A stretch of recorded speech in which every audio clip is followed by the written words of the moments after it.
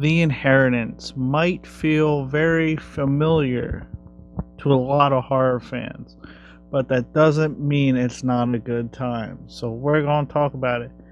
The Inheritance is a movie that I really dug.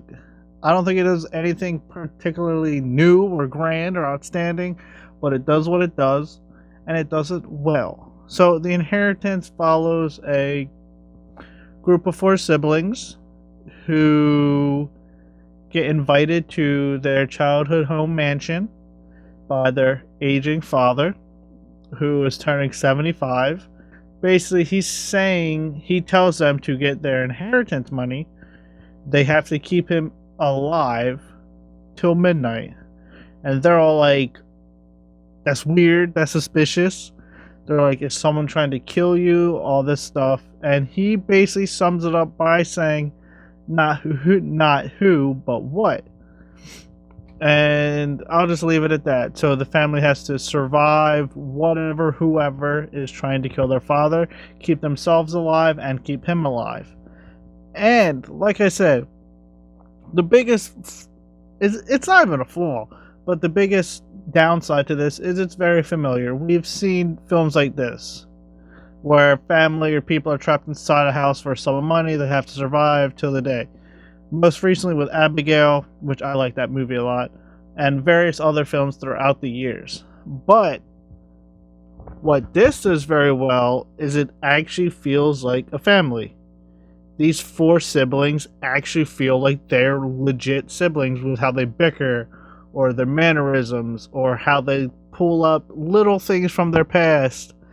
And the film does get into like their childhoods and who they are before and after the money, and it's really good character work for the most part. And I forgot to mention, the one son brings his wife despite being told not to, and that's a whole dynamic that actually works out very well. And first off, this location where they filmed it is gorgeous. This house, mansion, whatever you want to call it, is beautiful. There's a ton of wicked rooms. Like, there's an artifact room, for lack of better words, that looks stunning. There's a pool scene, and the pool area is very bright, very stunning. It all looks very good. And what this has very good is good scares.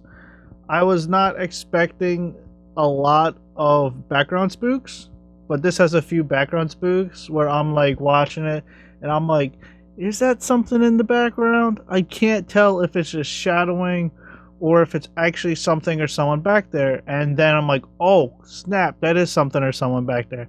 And it works really well. And there's multiple scenes of that. And I'm like, that's sick.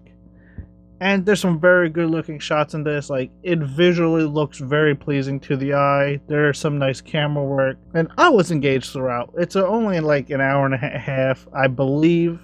And I was thoroughly engaged. Like I said, I like the family dynamics.